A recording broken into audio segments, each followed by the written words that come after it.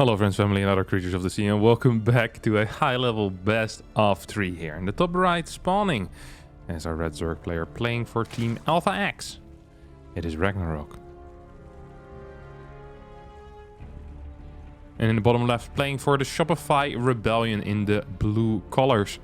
It is Scarlett. A ZVZ action here from the Korean StarCraft League.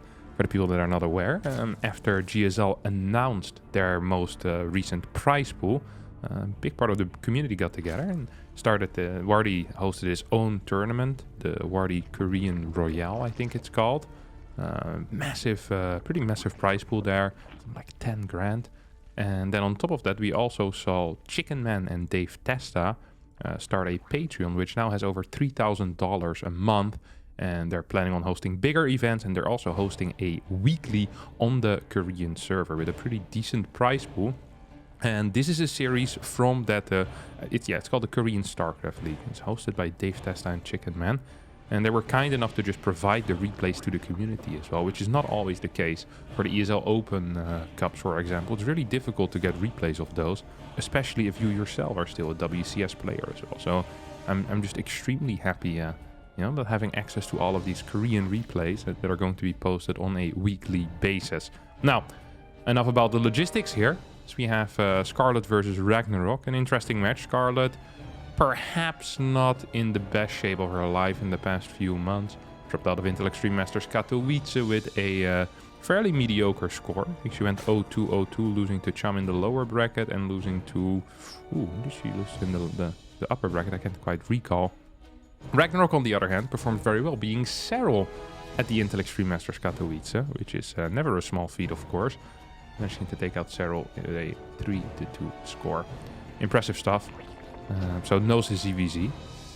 But Scarlett is a player, even when she is not in the shape of her life, can always make things happen. It's little tricks, little weird builds, her own play style. Always make it interesting to watch. Baling nest going down for both players at the same time as they're opening with fast triple hatches here. So it's pretty much the standard. When you're not playing 2-based, and this is going to be the standard third hatch. Baling nest at 32-ish supply. Do have a faster queen here coming out of Ragnarok, so that's going to be that third queen. Means the double queen can be downstairs. Throw down a creep tumor, help more in defending a little bit. We see Scarlett not doing anything of the sort. Hasn't started her third queen yet. Most likely means it's just going to start at the third base.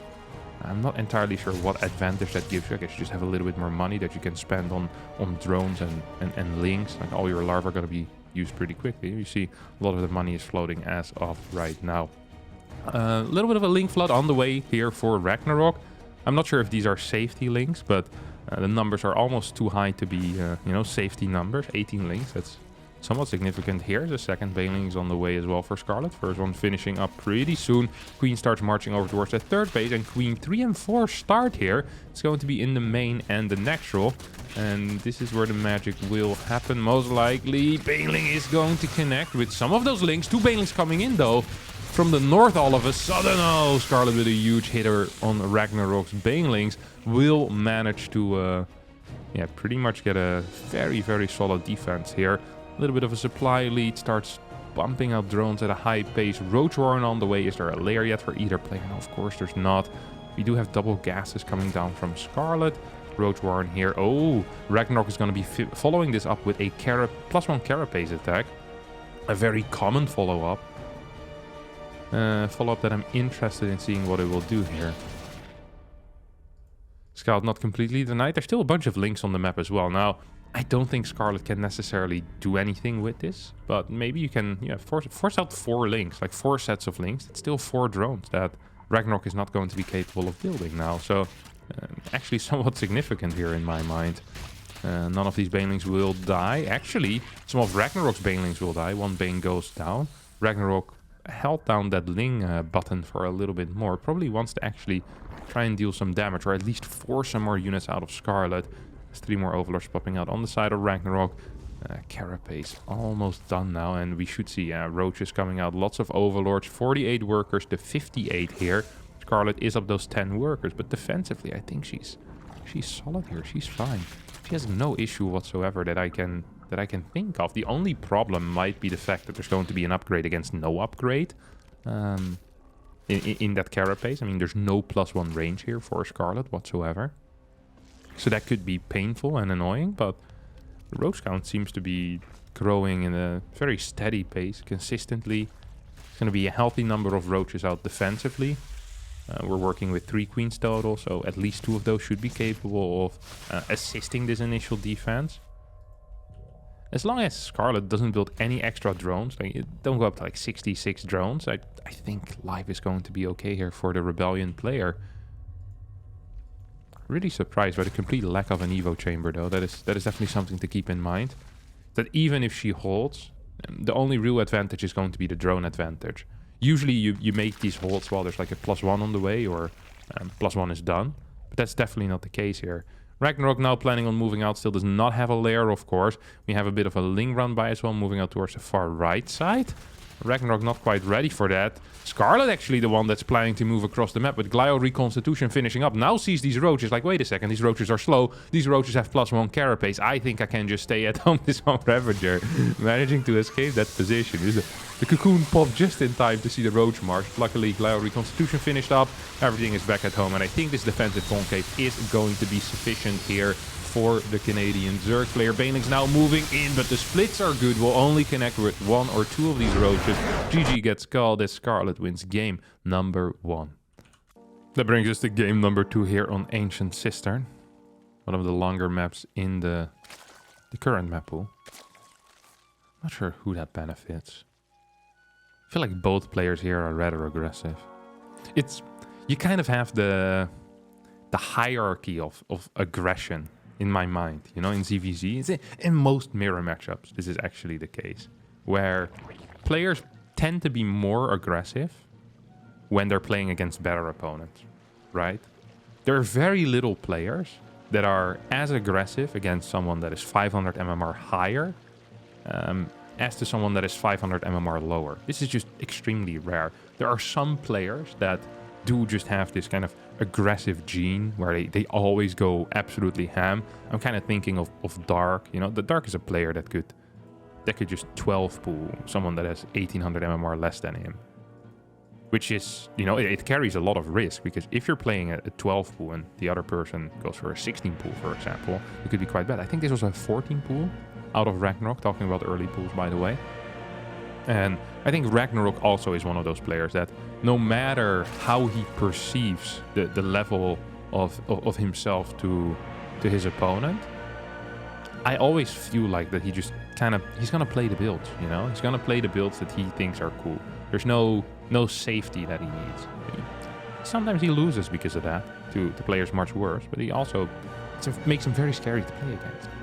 He's someone that can always do whatever he wants. Just living his best life, truly.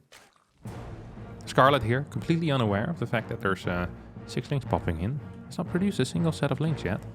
It's going to bite her in the bum right now, as we have the first 6 arriving. Quick drone pool, 1 drone might actually end up falling here. Good 3-3 split. Oh, there we go. First drone indeed goes down. And now drone micro needs to be good. It is good. But not good enough. 2 drones fall, 3rd drone on the way. Not a single link has gone down yet. This was a very sneaky build here. Ragnarok coming in clutch with this little 6 ling run by. Kills 3 drones, forces a lot of drones of mining time. Scarlett does have way quicker... Oh no! Way quicker speed, but loses an Overlord. Sloppy play here. That's going to completely deny her vision on the other side of the map. Look at this. Completely unaware as to what is going on the side of Ragnarok here. Doesn't know if there's even going to be a 3rd base. Needs to send links across the map for that to get that level of confirmation. Now, Ragnarok is just chilling. 27 workers against 23.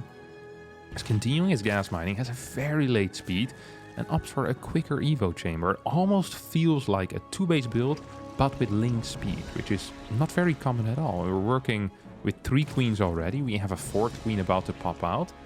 This speed feels like a fake. I'm not sure who Ragnarok is faking here, because he's the only one in his base. Like the magician that just does tricks in front of a mirror. Aha! Another coin out of your ear. I don't... There's no way this speed finishes, right? And now I must saw you in half. Like, no. I know how it works. This is a mirror. Like, Ragnarok's not gonna get scouted here, so the only one he's tricking right now is himself, and that's not. I don't think he wants speed here. Not with the +1. Okay, he's gonna build a bunch of links. Maybe that's part of the fake. Kind of say, hey, I'm going to link flood, but it's not even a real link flood. And this is a very, very fake link flood. Scarlett, oh my gosh, she's playing with fire, isn't it? Look at this. Scarlett here, completely undefended at her third base, skipped the Baneling Nest.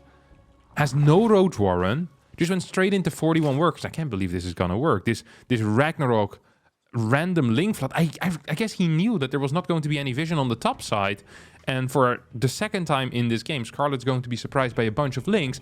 This time the consequence will be losing the hatchery. Earlier it was 3 drones down the drain, but this is pretty darn bad as well. There we go. Wall does get constructed post haste, but yeah, this is really, really painful here for Scarlett, who is producing a lot of links. This is a fool. Oh, oh, look at that. That creep tumor did a fantastic job bugging that queen out of there. That was a beautiful move. Just pop straight through the other side. Oh, no cancel one of those Evo chambers. If this Evo chamber dies, that would be quite bad, because that's the only place that actually has the upgrade coming in, and the links will take it out. +1 denied, and +1 already on the way here for Ragnarok. Third base already on the way for Ragnarok. Scarlett just now restarting that. Despite that drone staying alive, she did not have the kind of the clarity of mind to start it there, and I can't really blame her for it. Lair has already finished, and we see a Spire being thrown down. I think this is the correct call here. She's down in upgrades, had decent eco during all of this, and is actually floating a fair amount of gas. Links should not be getting the information there. That is very important, that these links do not get the info. I wonder if Ragnarok is just planning on moving across the map with a bunch of roaches here. It is completely possible, of course, that he decides to go with, well, what, like 15, 16, 17 roaches and say, all right, I got my Glio reconstitution. Let's dance, you know? Let's see how strong you are. I think he wants to figure out. This is more a test, right? 43 workers. He knows Scarlett doesn't have too many drones. And it's like, okay, I think I can just move across the map with Glio reconstitution. You're always going to be safe. I think at the same time, Scarlett probably wants to be building a lot of roaches as well, either defensively or as a fake. And it's even possible that we see a small move out here through an Overlord out of Scarlett. Just saying, hey, I'm going to attack you. Like, I'm not building mutas. You kind of want to give out a non-muta vibe if you're building mutas, you know? It's important that kind of information gets hidden from your opponent. Right now, though, Ragnarok is on descent, as he has 25 roaches moving across the map with +1. There's only 10 roaches here defensively. I don't think this is quite going to be enough. +1 is going to hit hard as well. Hatchery already in a little bit of trouble. First 3 mutas are on the way right now. Next roach is still needing to move across the map. That's about 6, 7 roaches. 8 roaches still getting there. Scarlett with initially what seems to me like it's going to be somewhat of a hold. There's still 3 queens around. +1 hadn't finished up, though, for a Canadian Zerg player. Needs to evacuate this third base. The mutas come out, and this is just going to pretty much motivate Ragnarok to continue going on with those roaches. Perhaps even go for a potential kill here on the third base, if that is possible. I'm not sure if it is. A couple of drones are falling. 63 drones behind this for Ragnarok. Needs to start producing queens at a high pace. Throws down a Hydralisk then as well. You see the roach count is 10 versus 10, but with the mutas in the air, I don't think Scarlett cares. Look at this. Meow. Even roach numbers, no problem. I'm actually starting to get a little bit afraid here for a second for Ragnarok. Yes, he built a lot of drones, but he has no real anti-air. I mean, there's... Oh, actually, never mind. There's 3 queens, and they've been banking transfuse energy since the early 1800s. Holy crap. Back when royalty still was relevant. But there's no spore. No, there's a spore. Okay, if there was no spore, that would have been real bad. Even with a spore here, look at these mutas. They're really putting in some work. It's kind of fun to watch. 3 drones. Isn't a whole lot, but the difference in drone count also wasn't a whole lot. Hatchery didn't go down. Like, the drone count really is the only factor that truly puts Ragnarok ahead. Right, at 63 versus 48 earlier. And Scarlett managed to kind of catch up already. This Overseer might be in some trouble. I wouldn't mind if Scarlett decides to just take out some of these random Overlords. Tries to pop into a main base, force units to stay at home. You know that most likely Ragnarok is working towards a 2-1 timing attack. I mean, you see no fort base as of yet. So this feels like a very clean read to me, if you're Scarlett. And we see the Ravager count is starting to grow. I think it's a good call as well. I actually really like this as a call. Fort base already going down for the blue Zerg player here. Yeah, it's very interesting, these types of situations in my mind. Because either what you can do as the defending Zerg player against the Mutas is you're forced to move out into like a Muta attack, and most likely a high Ravager count as well. Or you need to go into very kind of passive mode where you're losing drones every now and again, overlords, all of that good jazz. So either way, it's scary. Oh, beautiful poop here on the Evo chamber to contaminate. It's going to deny the +2 from finishing. I didn't even see that happen. I'm glad I caught it just now though. Because that contaminate is going to mean that this will be a 2-1 timing attack against just a mere +1. And that's actually a pretty big deal. We see Scarlett trying to hold these little concaves, trying to hold these chokes as the Hydras are fighting away against the Mutalisk. Hydras will join up right now. There's a good roach count. No +2 yet though for Scarlett here, as Vials are landing down. Oh, good. Oh, a little bit of a long move command over there. +2, 14 seconds away, but the supply is plummeting on the side of Scarlett. Of course, if all anti-air gets taken out, the Mutas are going to reign supreme. Let's not forget about that. No, GG gets called as Ragnarok wins game number 2 and ties up the series over here. And that, ladies and gentlemen, brings us to Babylon here, map number 3. Ooh. Would ya look at that? Pool goes down 17 seconds in. Without a single unit being produced before, that means one thing and one thing only. That this is a 12 pool. Babylon is a small map, and Ragnarok is a player that likes to take risks. So maybe we can see a hatchery first here, who knows. Would not mind a hatchery first, personally.